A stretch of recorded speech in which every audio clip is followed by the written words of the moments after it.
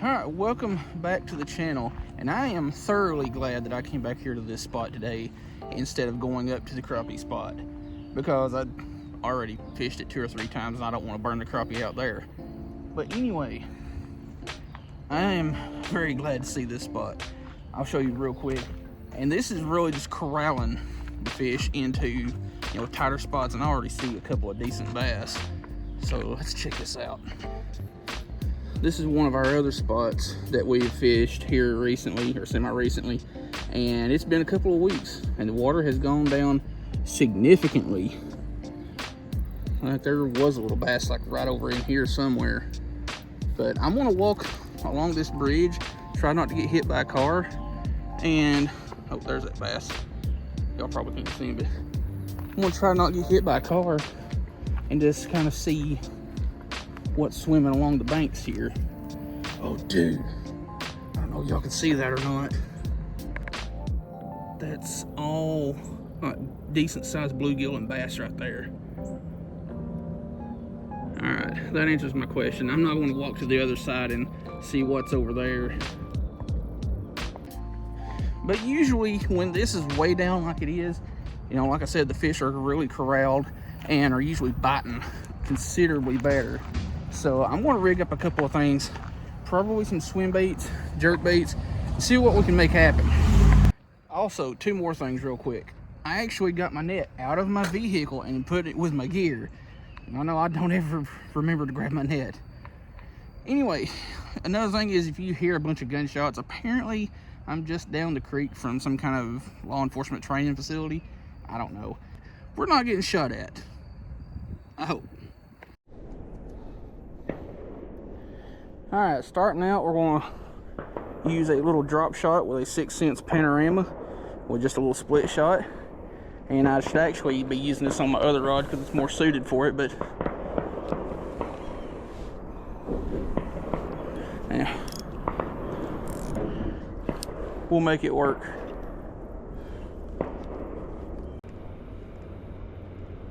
Oh, heck, we've got one. Well, I was not expecting that, but hey. I snagged and the sinker came off of my drop shot, so I just threw the little minnow thing out there, or the panorama out there, and just let it twitch around on the surface. It's just got like the tail or something and just don't want to let go. Well, I was wrong. Now, the trick is getting that gargantuan mess untangled.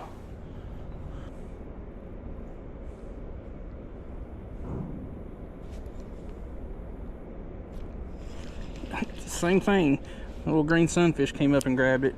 They ain't paying no attention to that 5, 6, 7 inches worth of leader material that's still attached.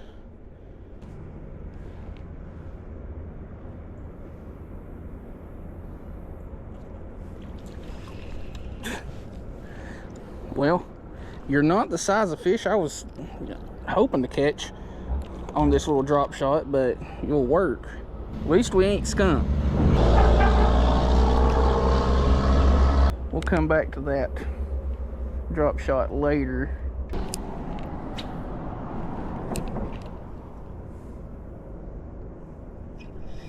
Got something else.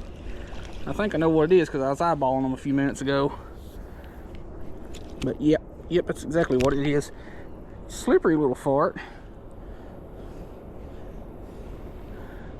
I've got to get a picture of that one for Fish Anything here on YouTube.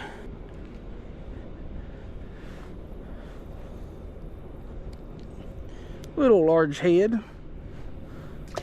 but that is on just a little Amazon ball head jig. It is a mule fishing 1.2 mule minnow. Link in the top of the description if you want to buy some.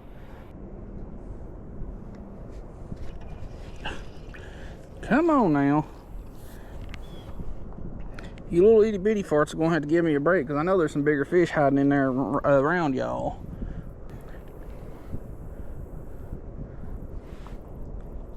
At least you're being nice and not flopping around like a little hoodlum.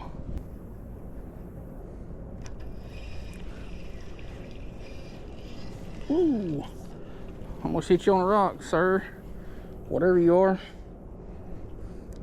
It's exactly what I thought it was. I need to get a new leader on this thing. I've only got about 8 inches left from where I've been snagging and breaking off and retying. And that one's snuck out from behind a rock. Okay. I see quite a few little bass along the bank here, just right up shallow, that's just munching on real small stuff, but they're just a little bit outside my casting distance.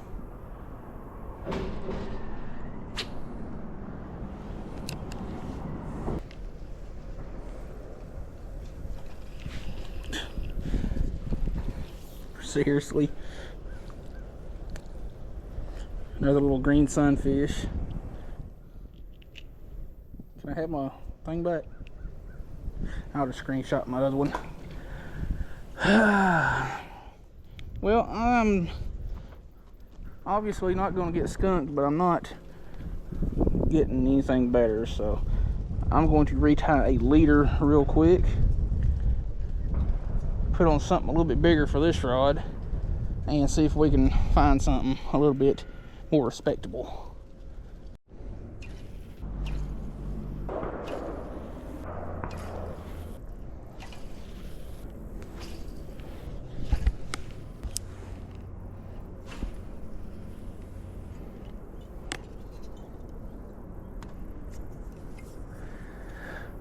Well, crap, that was expected. The one decent sized lipless crank that I brought with me is now at the bottom of this creek, which, as shallow as this water is, means it's about 3 inches down. But problem is, that is about 2 foot worth of mud, and I'm not dealing with it.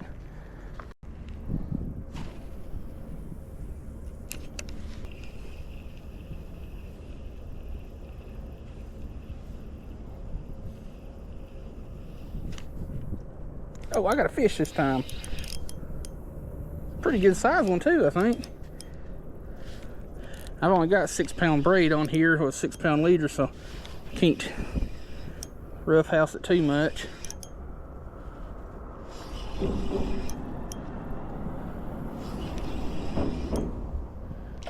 That is a good bass. That is very worthy of the net. Oh shit, it looks like don't need that happening.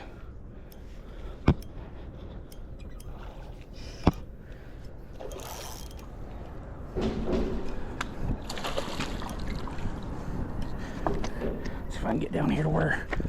Yeah, we got it. We got it.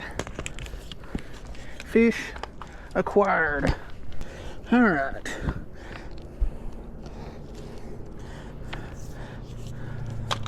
Well, that's definitely one of the biggest bass I've caught in a while. Got him on the 6 cents baby whale. You know, if I had somewhere a little bit more flat, I would measure this fish, because I have yet to add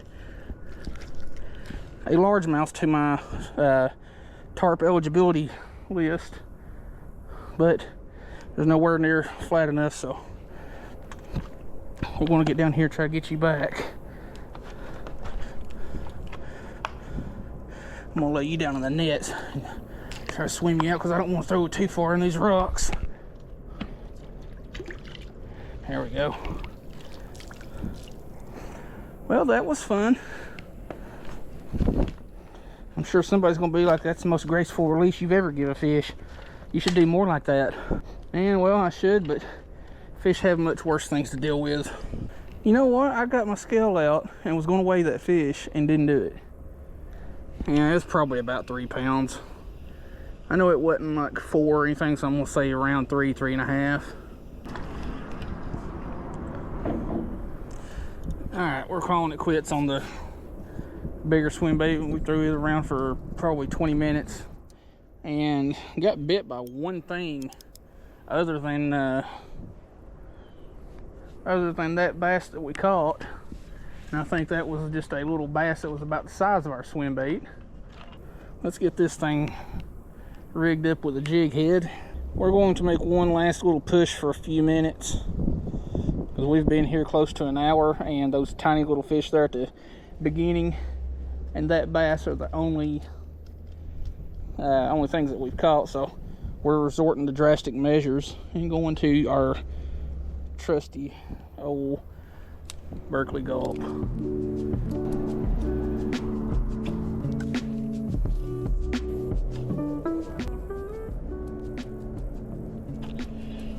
There we go. That was the one fish out of that whole bunch that I wanted.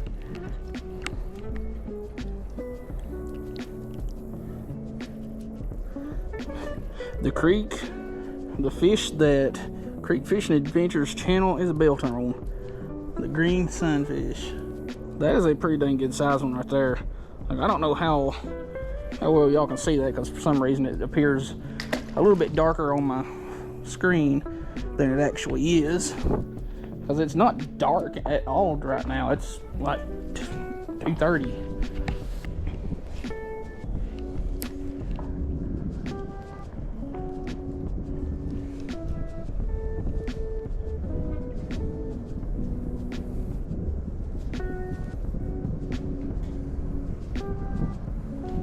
Fish. It's a pretty good size one too, whatever it is.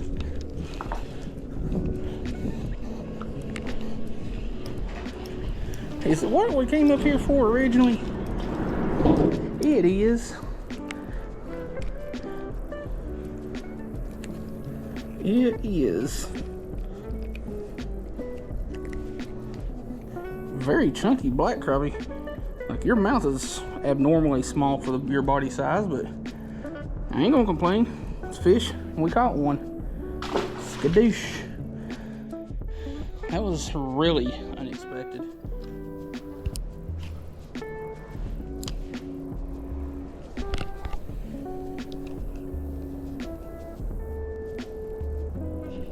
Another fish. I think that's a crappie too. Well, didn't mean to bang you against a rock there, fish.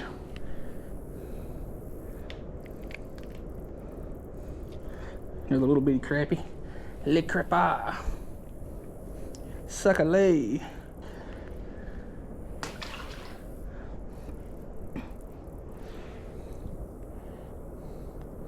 Dang, I ain't had this poor Berkeley Gulp on for maybe 5 minutes, and it's already getting destroyed.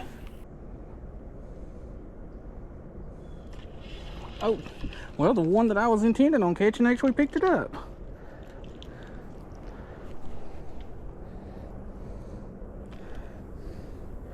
Another little greenie. I didn't even feel him or see him grab it. There's a couple others kind of chased after it, but we're going to give this spot just a couple of more minutes, because apparently nothing's hungry anymore, and I kind of want to go see what's happening at the crappie spot. Might have some luck on some bigger ones. Some bigger ones over yonder.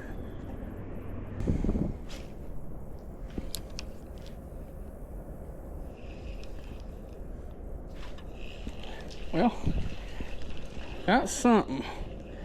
Ain't big whatsoever, but it is another world record bass fish.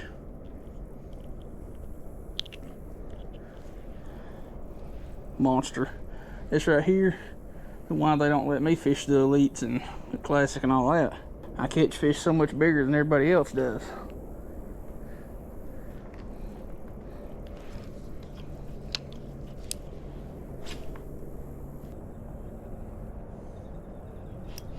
Fish.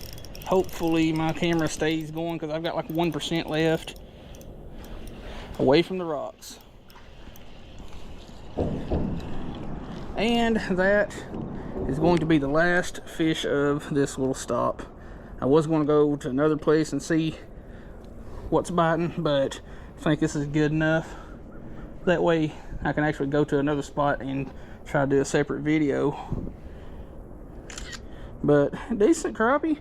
Another place that, I don't want to hook you again. Another place that I'm glad to see finally getting down to winter pool and starting to see more crappie come into, because the 3 or 4 that we've caught here today are the most crappie that I have seen in this spot since last fall.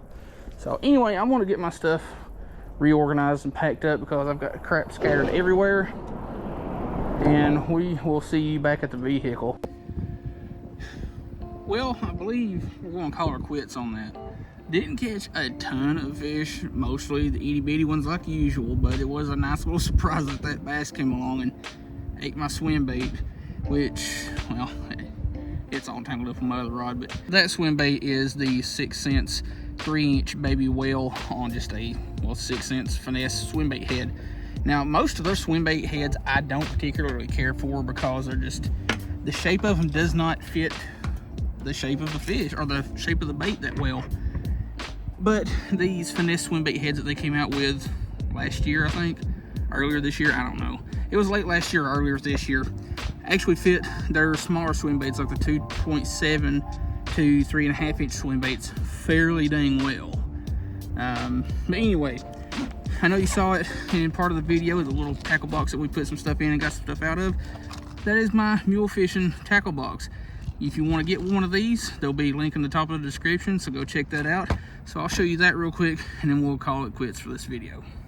All right, what you got here is a 2-sided tackle box with some pretty solid latches. It's a fairly shallow tackle box. Like, you're not going to put like real big baits and stuff like that in there.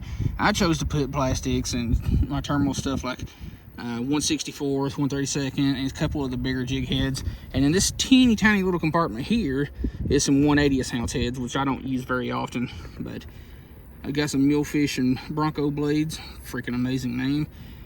Some Dakota Sunrise 2.2 mil minnows and 1.2s, and you know, Donkey Tail Juniors, which is the swim bait, and some of the 2.2 and 1.2s. Pretty much the same thing, except for this one here. That's the Mulefish and Horsefly. Again, link on the top of the description if you want to check those out. But I've also got some just cheap bell sinkers to do drop shot type stuff with. But super durable baits. You are going to be very hard pressed to find a bait that's more durable than these on the market. I was actually also warned about putting these in here because of, these are kind of like the Z-Man Elastec. They do not like touching other plastics. They like to melt and just turn into a blob. Well, these have been in this box for close to a year, about however long this box has been out, in cold, hot, warm, and cooler temperatures. And they kind of stuck together, but they're not like melted together.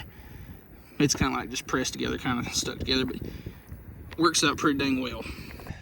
Anyway, just another little continuation on the hunt for the fall crappie. We've found them at one other spot, and you know, there's numbers of them in this one here. Just not as good of numbers as I was hoping. But then again, it's still semi-early in the fall season.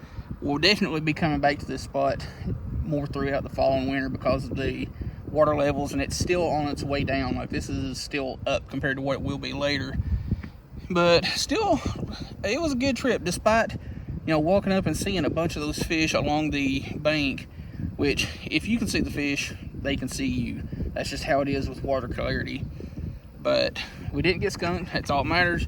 We found some crappie in another spot and caught a pretty decent bass. So anyway, hope you like the video. We'll see you in the next